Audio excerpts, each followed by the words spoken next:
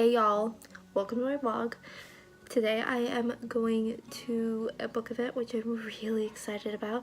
I am meeting Alexandra Bracken, and if you don't know, I'm Alexandra Bracken trash. Like, anything she writes, anything she does, if she breathes, I'm like, you are my queen. I want to bow down to you.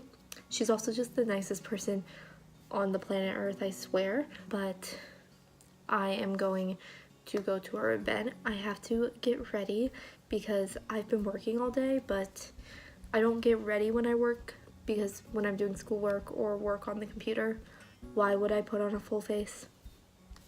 I don't know. So I haven't done anything to my face or anything, so I have to get ready. And while I get ready, I'm going to watch the Arizona Coyotes hockey team. That's lovely. I just ate a quesadilla, so that's what that is. But I'm gonna watch the Arizona Coyotes game because it's gonna be on. I poured myself a cup of coffee because I'm tired and I don't know why. I'm just exhausted, and I want to take you along with me to meet Alexandra Bracken with me. I probably won't film like me meeting her because I feel like it's a little weird. Maybe I will, I don't know. I will definitely get a picture with Alex. I never get pictures with authors, but I definitely will with Alexandra Bracken because it's just special. I'm wearing this tonight. It's just like a tank top with this like butterfly kimono.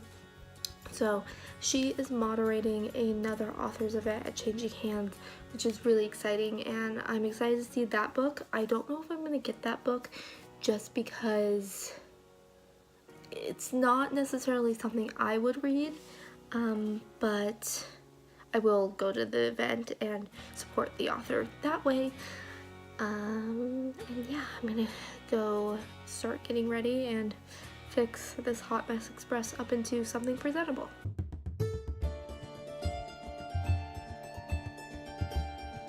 Okay, so now that I don't look like an absolute train wreck, I clean up pretty good.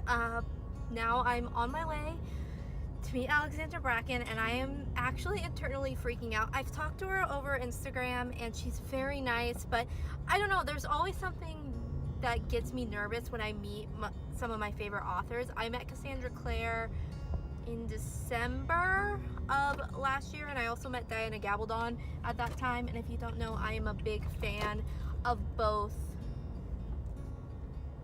any of the Shadowhunter books and also the Outlander series. I love both of them. So for me to meet them, it was really, really exciting.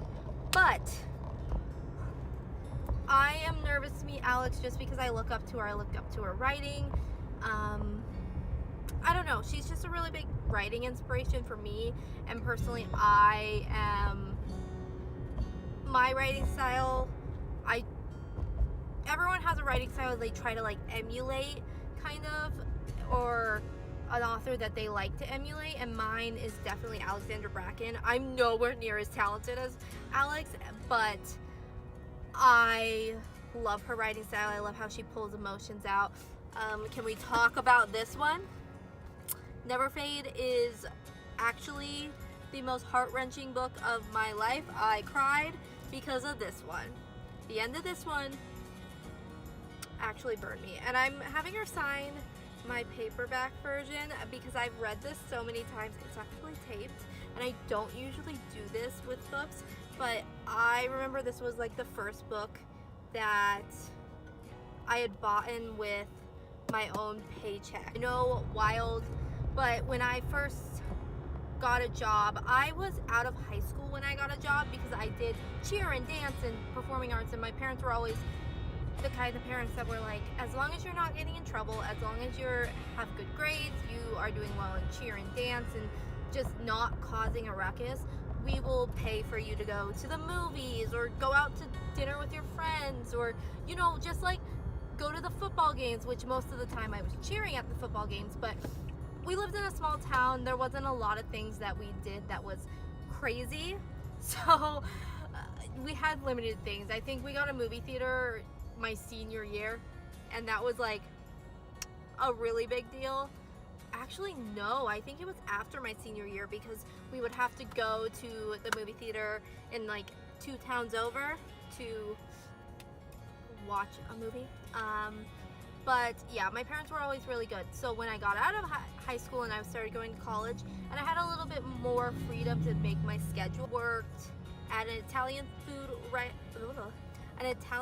restaurant that is local in Arizona. It's family owned in Arizona.